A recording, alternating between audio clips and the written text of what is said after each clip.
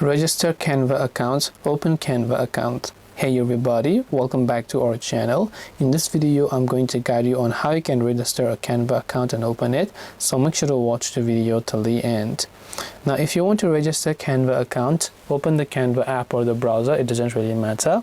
Now, by default, it will give you options to continue with Google or Facebook, but you can also tap on continue another way and you'll have much more options available.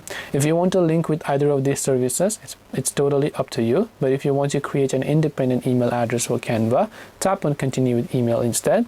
Then you can simply make sure to go ahead and enter your login details, such as the email address that you'd like to use over here. Then once you enter them, just tap on the continue option here.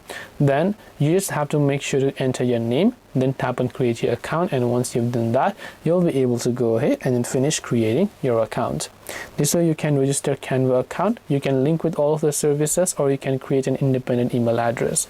Hope this video was helpful. If you have any questions, feel free to leave them down below. Thank you for watching till the end of this tutorial, and see you soon in the next video.